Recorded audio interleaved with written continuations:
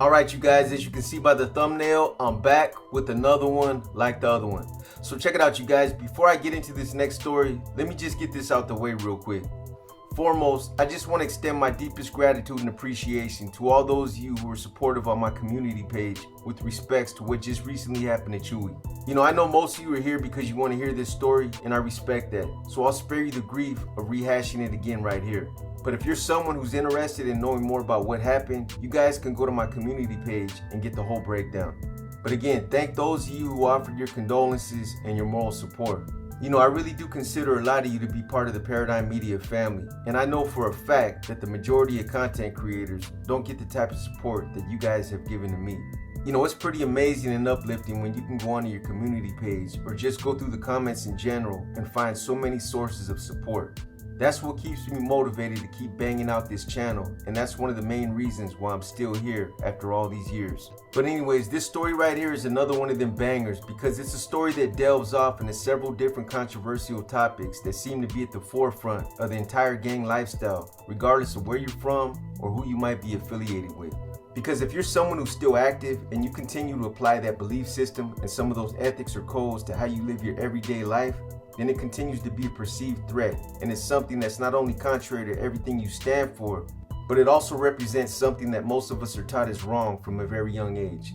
Snitching, being a tattletale, throwing people under the bus, or selling people out. For whatever reason, whether you're talking about self-preservation, being bought out, one of the lowest forms of dirty politicking there is, or for some other purpose, snitching is something that we're all taught is morally and ethically wrong. At least most of our parents taught us this. I remember as a young kid playing with some of my friends, and I recall times when we'd all run up to my parents and someone would say that someone wouldn't give a toy back or someone hit someone. And my parents would say something like, "Stop being a little tattletale," or "Stop being a little snitch." My parents actually taught us this was wrong and that this was unacceptable behavior. These are the kinds of things that were instilled within us from the time when we were very young, and these are the kinds of things that would eventually shape and mold our own belief systems. Anyways, before I get into the details of the story, let me just say this. I know some people might find it a little awkward for me to run a story like this based on some of the undesirable choices I made almost 20 years ago.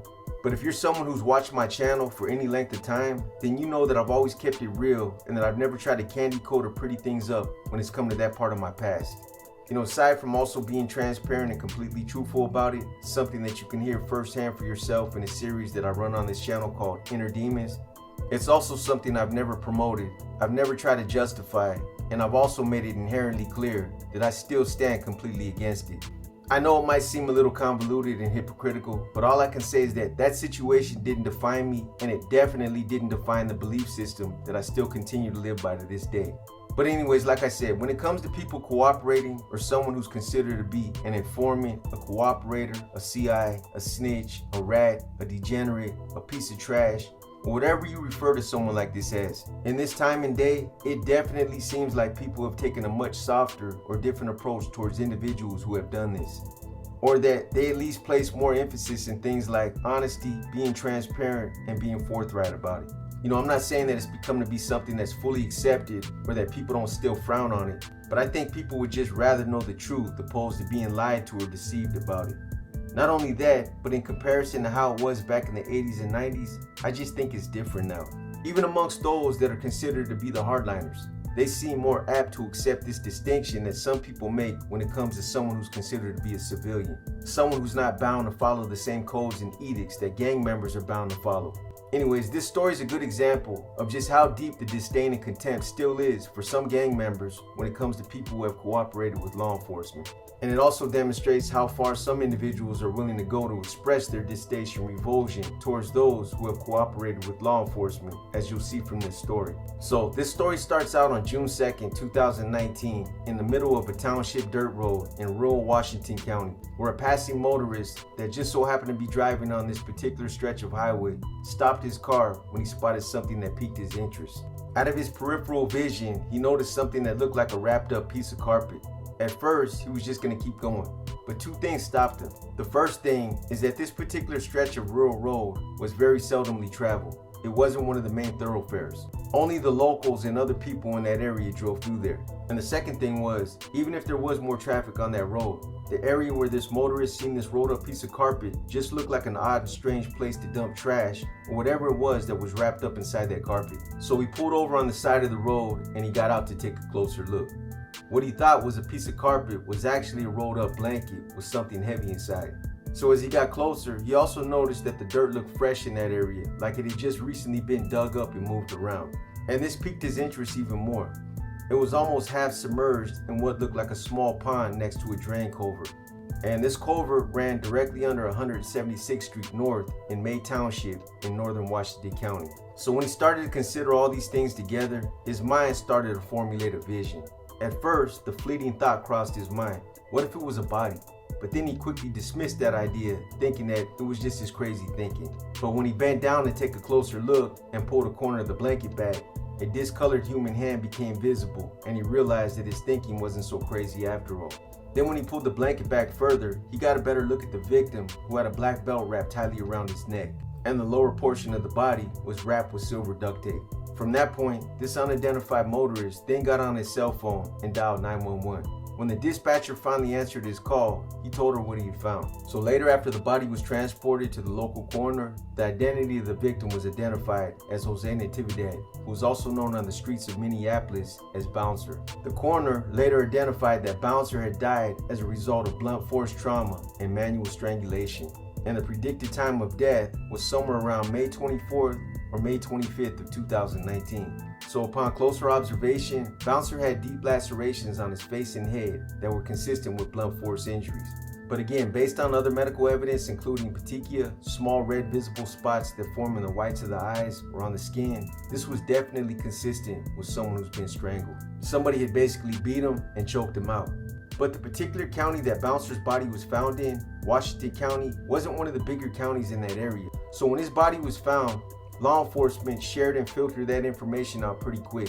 And coincidentally, homicide detectives in that area were already working up a case and investigating the circumstances behind a Facebook post that they believe might have been linked to Bouncer's homicide. But this case involved more than just Bouncer's homicide. There were 2 other cases that were part of this investigation, and apparently the detectives had strong evidence indicating that all 3 cases were committed by the same person, an alleged Sureño gang member named Angel Padilla, who was also known as Cuate. At any rate, Bouncer's body was now considered to be tangible evidence. But 2 weeks prior to the homicide even being committed, the detectives that were investigating this case issued out 2 warrants based on confidential information that was given to the detectives. And at that point, although Cuate still wasn't officially being called a suspect in the 3 cases, he was, however, considered to be a person of interest. And the warrant authorized law enforcement to track his location through his Facebook account. So some of the evidence that was obtained from the 2 warrants related to Cuate's alleged participation in other crimes that implicated him in Bouncer's homicide. This warrant was also part of a Hennepin County investigation, and it alleged that Cuate was linked to a violent Sureño street game called Sureños 13. Later in this story, you'll hear about how Cuate's business was exposed on the streets, but apparently other people out there definitely knew his business because several individuals were giving him up. So aside from the 3 cases that he was being implicated in, they also implicated him in selling large amounts of meth in that area as well. And one of the things that ended up hurting him the most was his own Facebook page and the information that he posted on it himself, his own content. So the detectives that were investigating these cases used his Facebook account to acquire tracking data, kind of like GPS, to see if they could determine where he was during the targeted time frames of when this homicide and these other cases occurred. And this is when they caught a break. The tracking data indicated that Cuate was in fact in the Minneapolis area on the evening of May 24, 2019, and in the early hours of the next day, he was near the dirt road where Bouncer's body was found in rural Washington County. This was one of the stakes that they later used to nail his coffin shut, and it was pretty compelling circumstantial evidence that held a lot of weight in court.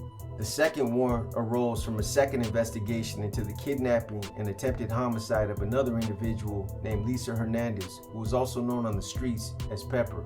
On June 9, 2019, a week after Bouncer's body was discovered, a different motorist found Pepper shot in the chest and left for dead on another rural Washington County road. Pepper, however, ended up surviving, and during a subsequent interview with police officers, she explained that Cuate and another guy named Luis Mendoza, who's also known as Pollo, both Sureño gang members, had kidnapped her from her home over an alleged drug debt, intending to make an example out of her. Boyle would later admit that he shot Pepper, allegedly at Guate's direction.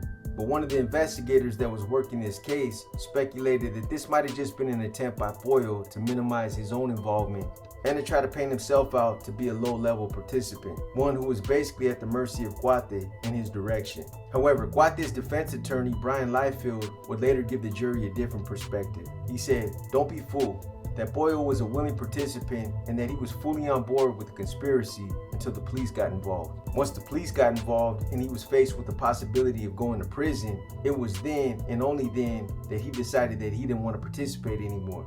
He basically jumped ship and threw Guate under the bus. And that furthermore, when it came to Pepper being shot and left for dead, Liefeld dropped a bombshell on the jury. He claimed that it was actually Boyle that shot Pepper and that he did it under his own volition. Liefeld explained to the jury that Boyle didn't need any encouragement or direction from Guate, or anyone else for that matter, because half the debt that Pepper owed these guys belonged to both him and Guate. Anyways, to circle back to the beginning of this case, Guate and Boyle were both affiliated with the Washington County Sureño street gang called the Hillside 12th Street Gang that originated in Baltimore's Cherry Hill neighborhood. And from everything that I've been able to gather, this was probably one of the most active Sureño street gangs in that area.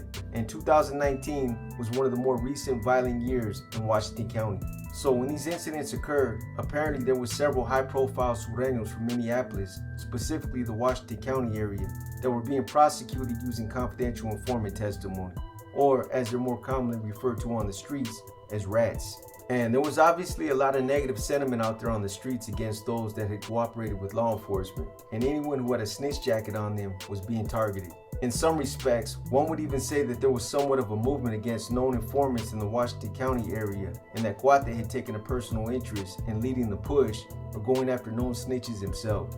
Aside from seeing several fellow gang members who were all told on get life sentences and get sent to state prison, Guate also had a Theo, who they called Big Troubles, that got caught up in a big gang case and who went to prison as well. And this was a Theo that he was extremely close to. He had practically raised Guate from the time he was 3 until he turned 11. In fact, Guate even attended his Theo's trial, and he watched as 3 of his Theo's so-called friends testified against him.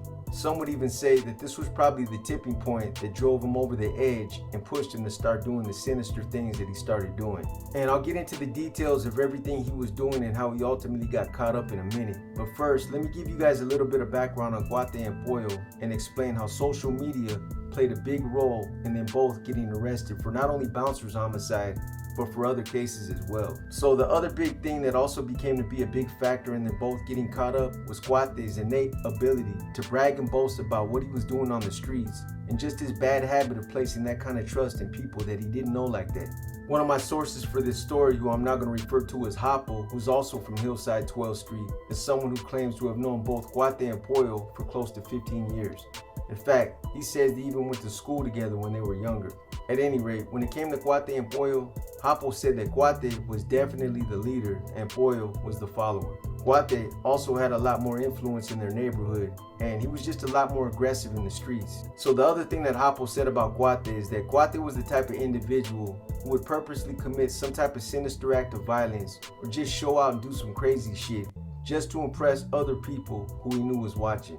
All for show and just to be recognized. He described him as the type of dude who salivated for that type of attention, and he was just always bragging about his business. Hopple said that he would brag about things that he should have kept to himself. There's just some things that are on a need-to-know basis. But Guate either didn't care or he was just under some kind of fake illusion that people wouldn't tell on him.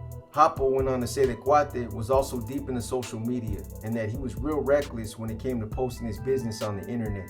You know, it didn't surprise me to hear this either. This is 2026. You know, if you're not involved in some type of social media, whether it's YouTube, Instagram, Facebook, Snapchat, TikTok, etc., then you're just behind the 8 ball and you're way out of touch with the times. I wasn't surprised to hear about him putting all his business on social media either, as this is a common habit or a mistake that a lot of people make. Some people literally have no filter and air out all their dirty laundry in their personal business. There's no shame. They talk about their relationships, private intimacy issues, family business, ugly childhood custody issues. They talk about all of it. There's no discretion, and people are more than happy to know all about it. For a lot of people, social media is in essence a vehicle that they use to communicate. All the things you express and post on your page, site, or platform is all part of creating a profile that's done for the purpose of creating a perception of who you are for other people. You see it all the time. People will post their personal accolades, their achievements, and other self-accomplished attributes. It's all self-adornment or self-praise, but it's done all the time. Hapo said that Cuate would post his street business on his Facebook page, and even though he tried to talk in rhymes and riddles, sometimes his messages were pretty clear and easy to figure out. He said that Cuate would send people DMs exposing his business, and then he'd say something like, "Make sure you delete this after you read it," trusting that they would. Hapo claimed that Cuate had even DM'd him a few times and that he noticed that Cuate was becoming more bold doing this over time. So at one point, Cuate apparently propositioned Pollo about turning it up, putting work in on the streets, and he basically told Pollo that as active sureños, it was all their responsibility to clean up their neighborhood and to start setting examples. And at first, Pollo seemed like he was down with the idea because he even brought his own strap and he always took the initiative to fire the first shot. He was definitely turned up, and Hapo said that Pollo was trying to make a name for himself, so he was always the first one to get off. Anyways, these two started mobbing around their neighborhood and the surrounding areas, looking for known informants and other people who had smut on them. They were literally hunting for their victims. So both of them were aware of several individuals who were known as snitches on the streets, because that kind of information just gets around and it's something that's just kind of known in the streets. But Cuate was the one who was more dialed in with his people, and it was him who was in direct contact with several of his older homeboys that were locked up. And they basically knew everything about anyone on the streets that had paperwork on them. Some of the gang enforcement officers out there in the Minneapolis and Washington County areas even believed that Cuate might have been in direct contact with a member of the Mexican Mafia. You know, who knows whether it's true or not, because it doesn't specify who it is. But we all know how far the Mexican Mafia's tentacles can reach. They not only control Sureño street gangs all over Northern and Southern California, but they've already metastasized to other states like Minneapolis and Minnesota for many years now. So sometime in early June of 2019, Cuate and Pollo went to Pepper's home at 17332 430th Avenue in North Bend, Washington. They went there to collect a debt that Pepper owed them for a handgun that they had previously sold her. They basically gave her this gun on consignment, but they were also expecting to be paid back by that following Friday. So supposedly Pepper was being harassed by one of her ex-boyfriends who had a history of beating her up. So she got the gun as a form of protection. However, when this gun exchanged hands, Pepper swore up and down that she paid them back that following Friday as soon as she got her check.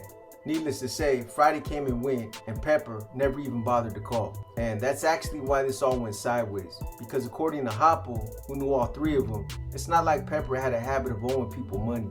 She didn't do that kind of business in the streets. He thinks Cuate and Pollo were more upset over the fact that Pepper didn't even make an effort to call or reach out after they did her a favor, and because of that, they felt disrespected. At any rate, they both drove out to Pepper's house in Cuate's white Ford Edge with intentions of collecting the money that she owed them. But at the same time, they both agreed that if she didn't have the money, that they were going to make an example out of her, which could have potentially included everything from a severe beating to taking her life, or anything and everything in between. So when they pulled up to Pepper's house that night, it was about 10 p.m. and they were both strapped. They really didn't think they needed to strap up for Pepper because after all, she was a female and they felt like they could physically overpower her at will. But Pepper was known to have a lot of traffic at her house, and they knew that there was always the possibility of somebody else being there. So that's why they came strapped. Not only that, but keep in mind, they did sell Pepper a gun, so they also knew that there was a gun in the house. How much badder could it have went if they would have ended up getting shot with their own gun, the gun that they sold Pepper? So when they pulled up to Pepper's house, Cuate called her on his cell phone, and he told her that they were parked out in front and that they needed to talk to her. Pepper told him that she had company and then asked if he could come back later. From that point on, things kind of escalated pretty fast. I mean, think about it. Both Cuate and Pollo took offense to this, and they felt like Pepper wasn't taking them serious, or like she was just brushing them off. They did her a favor. They basically helped her protect herself at a time when she was in a bad place. She then gets a gun on consignment. They give her a week to pay them back, and then she returns the favor by not calling them back and telling them to leave and come back at a better time. I would have felt played too. So they got out of the car, went to her front door, and knocked. About a minute later, some youngster in his early 20s answered the door and tried telling Cuate and Pollo that Pepper was busy. that they needed to come back later. So Hoppo obviously can't attest to exactly what happened next, but based on the evidence and the statements that Pepper and the 3 victims would make, the truth probably lies somewhere in the middle. So when this youngster tried to get Guate and Pollo to leave, this is probably when they felt like they were being treated like some suckers, and that's probably when they ran out of patience. Because at that point, they pulled out their guns and pushed their way into the house. You know, I'm sure Pepper knew that these two were probably going to be out for blood when they didn't get their money, but under the circumstances, she obviously didn't have any problem involving her friends. Her friends, on the other hand, had no idea what Pepper was involved in, but once they realized what was going on, they all started to double down, begging and pleading to be let go. But it was too late for all that. It all fell on deaf ears. So when they got to the living room where everybody was at, they seen Pepper, another female, and another guy who were all friends of Pepper's. And once they were all there together, Guate took more of a lead role and told Pollo to start tying everybody up. He handed Pollo a handful of zip ties that he had in his back pocket. Pollo then took the zip ties and tied up Pepper, her female friend, along with both of the guys. So for the next 2 hours, Pepper and her 3 friends were physically beat and questioned about not only paying them the money that she owed them, but also interest as well. And when they didn't get the answers that they wanted, Guate used the flames from the open burners on the stove in the kitchen to heat up the tip of a crowbar. And once the tip was red hot, he used it to burn each one of the 4 victims in an effort to get them to talk. But despite the fact that they were all tortured, burned, and questioned about money that they didn't have, these guys literally lived in a trailer park and couldn't come up with $50 to save their own lives. They couldn't offer anything to make it stop. They had nothing to offer. Pepper didn't have nothing but excuses either. So when Guate and Pollo had finally heard enough and came to the conclusion that they weren't going to get any money out of these guys, Guate told Pollo to put Pepper in his car, and then they left. Just like that. One minute they were having a bloodbath in the living room where everybody was getting beat and burned with a searing hot crowbar, and then the next minute the zip ties were cut off and they left. You know, when I think about how this all played out in the living room, either taking Pepper out was a last minute decision, or Guate and Pollo weren't worried about these guys telling the police because they were all smokers. Nothing else makes sense, but this would end up being a bad mistake because as far as I know, smoking meth never stopped anyone from telling. So once they put Pepper in the back seat and took off, they basically told her that they were going to drive her out to Rattlesnake Lake, somewhere in the boondocks, and make an example out of her. That people like her who thought they could play games with their money needed to be taught a lesson, and that they needed to understand that there was real consequences for all their actions. So they drove Pepper out to a rural road that was in an unincorporated area by this small lake in May Township in northern Washington called Rattlesnake Lake. And when they got there, they pulled Pepper out, laid her down on the ground, and then Pollo shot her point blank one time in the chest. You know, I'm assuming that they thought she probably died from being shot once in the chest because for whatever reason, they got back in Guate's car and they left her for dead. But unfortunately for them, Pepper actually ended up surviving. And it was definitely her will to live that saved her, because despite the fact that she was mortally wounded, she managed to crawl for about 3 miles along a long desolate street in Wilderness Rim, Washington called Southeast 176th Street.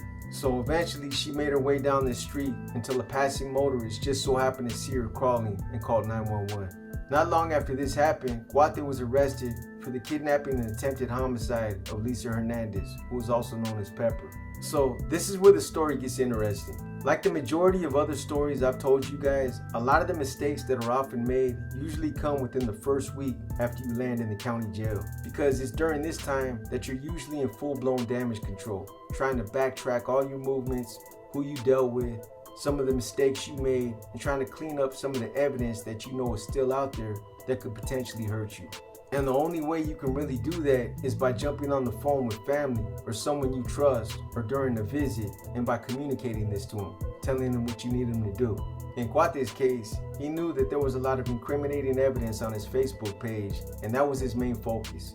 There was DMs, pictures, videos, and daily postings where he basically implicated himself in several crimes. All things he could have avoided. And these things were spread out over 2 separate accounts. So rather than just trying to find it piecemeal, he just figured it would be better just to delete both accounts. But the thing he was worried about the most was a specific video.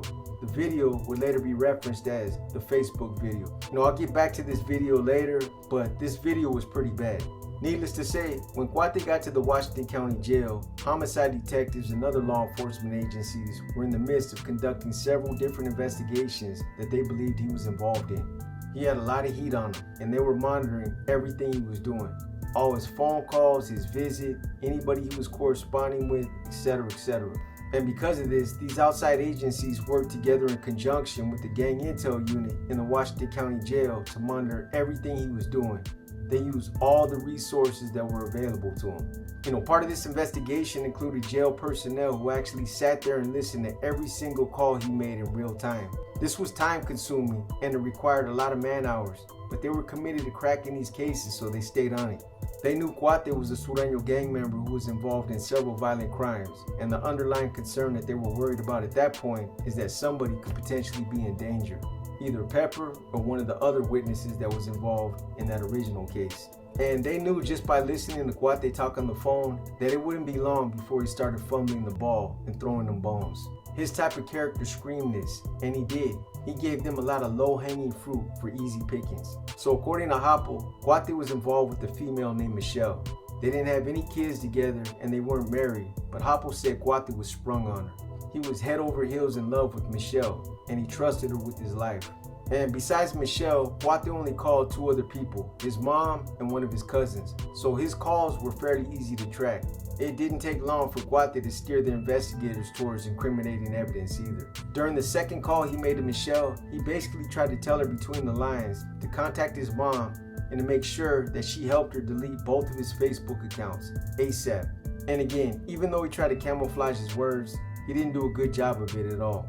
As soon as the investigators heard this, they drafted up a warrant to search all his digital media, meaning all his computers, cell phones, hard drives, etc., etc., all his social media accounts. The other thing that they did as a precautionary measure, just in case there was a slim chance that Michelle was able to help Cuate's mom delete his Facebook accounts before they could execute the warrant, was to send digital preservation letters to Facebook. By sending digital preservation letters to Facebook, this would ensure that the content would be available to law enforcement once a search warrant could be obtained. So even if the accounts were deleted, Facebook would have a copy of the accounts preserved. At any rate, fast forward to June 24, 2019. The investigators began looking at Cuate's Facebook accounts and find a wealth of incriminating information. So aside from sending DMs to several people about the incident involving Pepper, they stumbled across something else that really piqued their interest. Cuate also sent 5 different people an article that talked about finding Bouncer's body in a shallow pond on a rural road in North Washington County. The investigators asked themselves, why would he do that? Only one thing made sense. He was basically bragging about it. And then when they looked deeper into his postings, he answered this question for them. In one of the DMs, when the person he sent the article to asked who this guy was, he told them it was the guy who he knocked down. And here's the crazy thing. Prior to the investigators going through his Facebook account, Cuate wasn't even a suspect in Bouncer's homicide. But this was pretty compelling evidence. The other piece of corroborating evidence that sunk Cuate is when they checked the GPS tracking data from his personal cell phone. It showed that his cell phone pinged off a cell phone tower that was within a 3 square mile radius of where Bouncer's body was found. But what they found next blew the whole case wide open. They found several messages between Pollo and Cuate where they were both alluding to Bouncer's homicide. In one of the messages, Cuate asked Pollo to bring some methamphetamine to an address in Minneapolis that ended up being Bouncer's.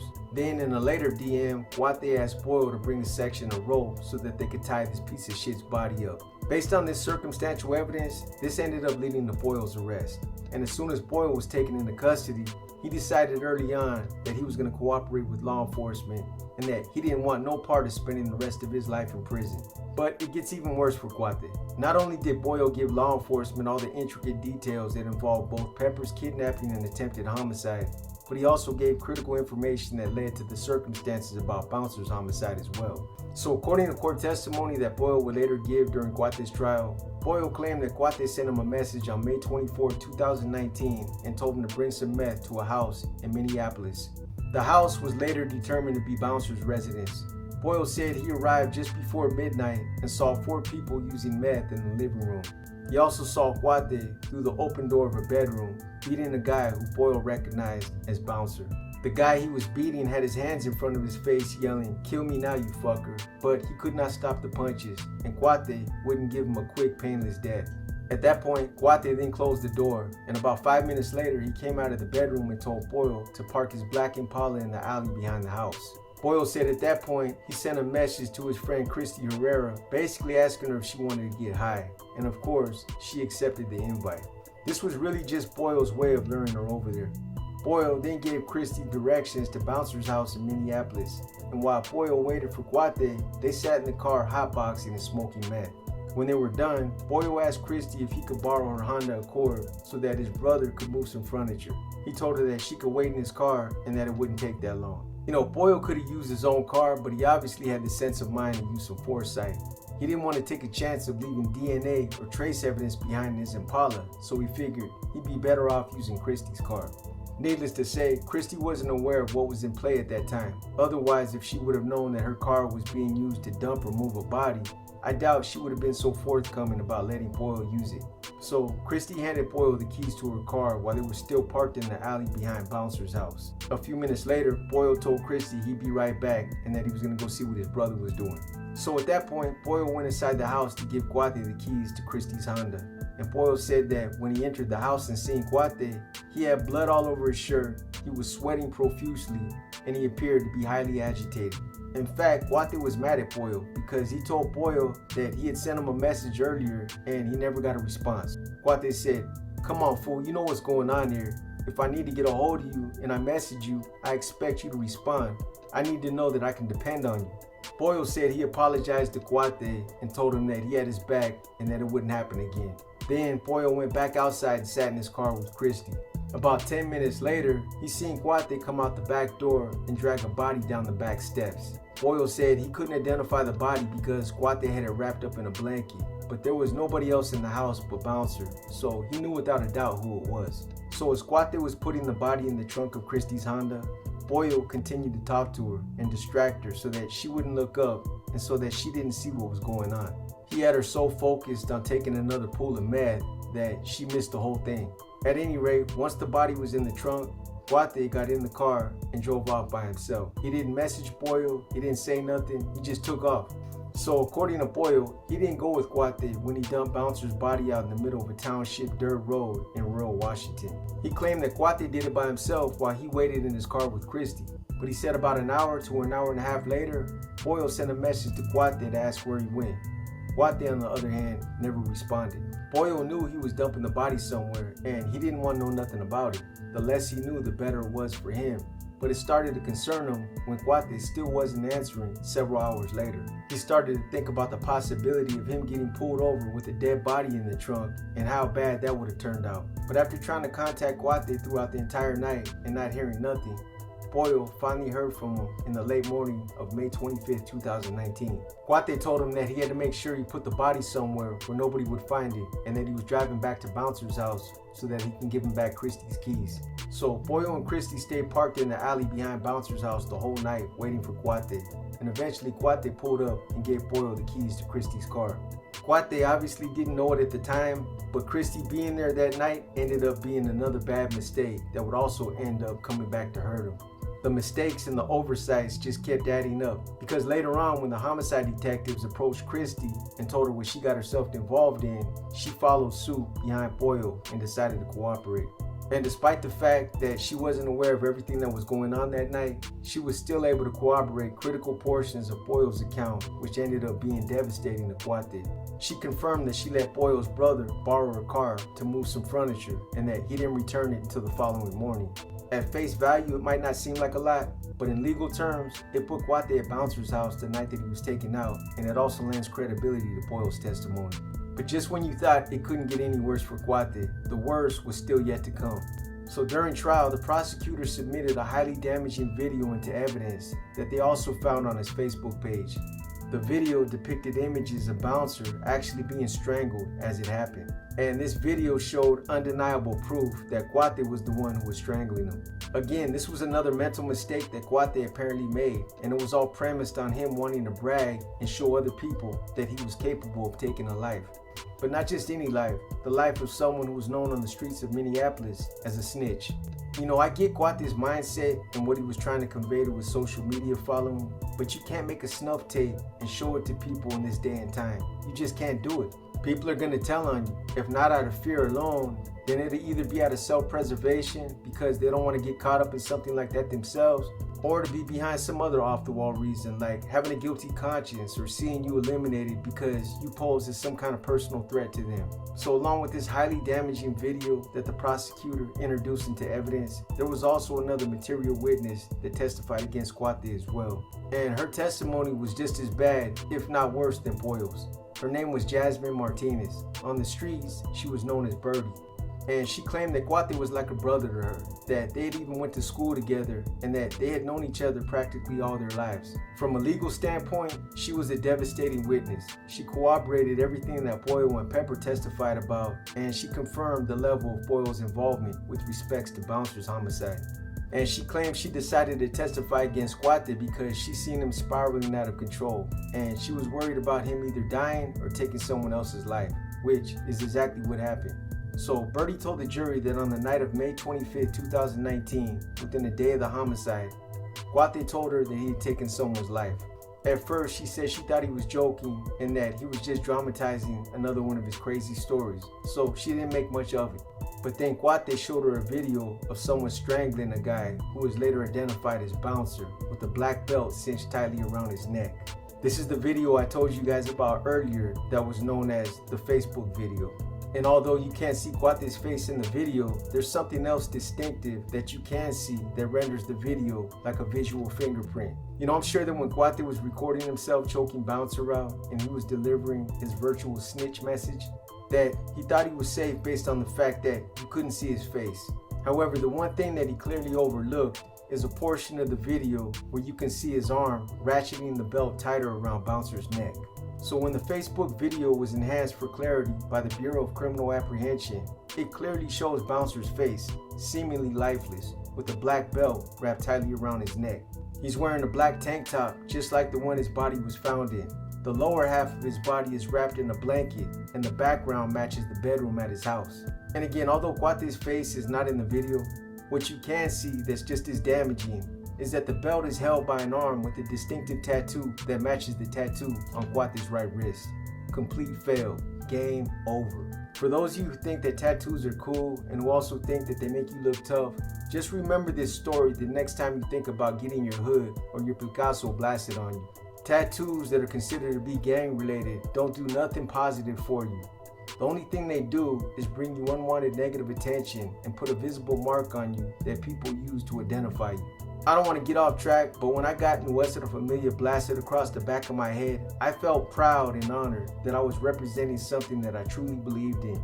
And in some respects, I languished over the attention and the respect I was getting from people who I knew seen it. But years later, the next time I walked into a courtroom with a new case, a huge gang case, this is when I really realized how much of a mistake I made. It was nothing more than a huge bullseye that the DA and the cops were definitely aiming for. Because in that scenario, I was getting the kind of attention that I didn't want. It was cool when it didn't affect me, but I wanted to crawl under a rock and hide when the judge and the prosecutor had me in their sights. I bet Kwate felt the same way when he realized how big of an oversight he made when he recorded that video. So in the video, you can hear a distorted male voice say, "This guy is a cop caller. For all you snitches, bitch ass ninjas, y'all will suffer the same." All that shit. See? Look at all this shit. Out here in Minneapolis, we're not giving out stitches. We're throwing you pieces of shits in ditches. The video then pans closer to Bouncer's face where you can clearly see foam and saliva coming out of his mouth. As the video continues, the belt is cinched tighter around Bouncer's neck until he almost goes unconscious. Then it's loosened so that he's not given a painless death. It's obvious that whoever's doing this wants Bouncer to suffer. The entire video lasts for approximately 5 minutes. And in between this stop and go method that's being applied to the belt around Bouncer's neck, occasionally an arm will come into view that either punches or slaps Bouncer while this distorted voice continues to deliver its final message to the camera. All you snitches, rats, dropouts, and cop calling ninjas need to pay attention to what's going on here. If you work with the cops and you turn on your people, you're gonna suffer the same fate. Look at this ninja. He's a straight cop calling, boot-licking piece of trash. At that point, the black belt is cranked as tight as it can be pulled, and it's held that way until bouncer stops moving. So you can actually see him lose his life as it happens. This particular video was found in 18 DMs to different people that Guate obviously trusted, and some were trustworthy. They didn't think twice about going to the cops. Others just shrugged it off. So in that regard, I guess Guate was lucky. But at the end of the day, when you look at the totality of this case and how it all fell right into the lap of law enforcement, Guate has nobody but himself to blame for getting caught up. You know, I'm not insinuating that anybody watching this story might at some point involve themselves in a case like this or in any type of criminal activity for that matter. But as I've said in some of my other stories, keep your business close to your hip and only expose things you do on a need-to-know basis. There's nothing to gain from telling other people, especially if it's just about wanting some attention or to gain some street or prison cred. You know, from all accounts and from everything Hoppo told me about Guate, for the most part, it sounded like he was considered to be a well-rounded, sharp dude. However, one of his biggest character flaws was his desire to be recognized and praised for putting in work on the streets. You can't expect to get a good game every time you put some work in or anytime you make sacrifices. All that should matter to you, regardless of what you're involved in or what you committed yourself to, is that you're fulfilling your expectations and that you're doing what's expected of you. It's as simple as that. So the other thing that Guate wanted to be recognized for is for being one of those out there in the streets who was making a real push towards preserving some of the street codes that have been in existence forever, or for correcting this new generation who he felt is taking a softer, carefree approach towards those who have cooperated with law enforcement. He felt like drastic circumstances called for drastic measures, and that was the whole basis for the Facebook video. So in short order, other examples of how carefree and reckless Guate got were as follows. This is a short chronology of some of his incriminating Facebook posts, just to put it in perspective for you guys. On May 25, 2019, Guate shared the Facebook video 3 times.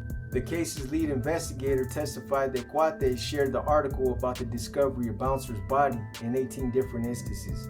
Around 3 a.m. on May 25, 2019, the night of the homicide, Guate messaged someone, "I gotta tie this ninja up and dump him off in the ditch." Later that day, Guate messaged someone else, "Last night, I did a job again."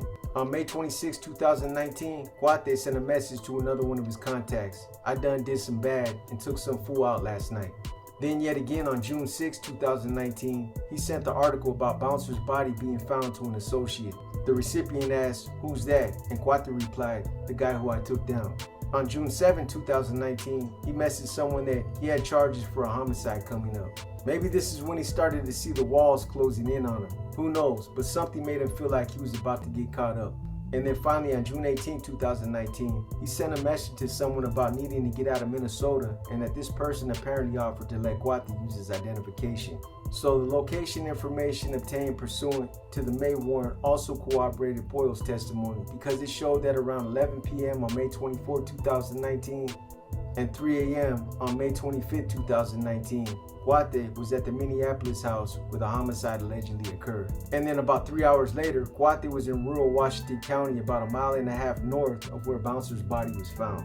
And then finally at around 9 a.m. on May 25, 2019, he was back at the Minneapolis house. So later, crime scene investigators conducted a search of Christie's car, which Guate allegedly used to transport Bouncer's body, and it produced DNA evidence that was relevant to the investigation.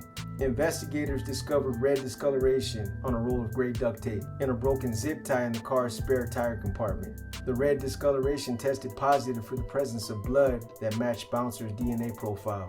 Investigators also found a blood stain on the duct tape that matched Bouncer's profile as well. So later in the trial, the medical examiner testified about Bouncer's case and manner of death. The examiner stated that Bouncer's body had a black leather belt acting as a sliding ligature wrapped around his neck. The examiner also concluded that Bouncer's cause of death was asphyxiated ligature strangulation, or again, in simple terms, that somebody basically choked him out. It was also noted that the strangulation caused petechial hemorrhaging. It fractured Bouncer's thyroid cartilage and left a ligature abrasion furrow around his neck, or in simple terms, a deep crevice where the belt was cranked tight. In order to do that, you would have had to cinch that belt pretty tight. So although the medical examiner was unwilling to state precisely how long it would have taken for Bouncer to die by this cause, His testimony indicated that a victim of ligature strangulation like Bouncer would first fall unconscious before dying. This implies that the strangulation continued after Bouncer fell unconscious. So in the end, the jury found Kwate guilty of first-degree premeditated homicide. And under Minnesota law, the penal codes and the statutes are a little different, but the district court sentenced Kwate to a mandatory sentence of life imprisonment without the possibility of parole. Boyo, on the other hand, would end up being sentenced to 15 years for his cooperation. Right now, today, Kwate is being held in a Minnesota prison at MCF Oak Park Heights, serving a sentence of life without the possibility of parole. He's better known as inmate 255953. Ironically, this is the same prison where Derek Chauvin was briefly held following his conviction. So in closing, I think the other lesson some of you should take away from this story is that nothing good can ever come from one's own inordinate obsession to brag or boast about what you've done in the streets, or the strong desire to be recognized or praised for some of the sacrifices or personal accomplishments that you yourself have made out there. It's self-serving and it's detrimental, no matter how you cut it. Anyways, I hope you guys have enjoyed this episode of Paradigm Profiles. If you guys like this episode, then give it a thumbs up. If you didn't like this episode, then give it a thumbs down. But either way, drop a comment and let me know what you think. And again, something else that's extremely important that I'm going to continue to keep reminding you guys about is to not only hit the like, drop a comment, and share the video, but also hit the all symbol on the notification bell so that you're advised whenever I drop content on this channel. So with that being said, as always, I just want to thank those of you who continue to show your unwavering support and for also continuing to tap into the channel. In the meantime, you guys enjoy the rest of your day and keep pushing that positivity. Until the next one, this is your boy B, and I'm gone.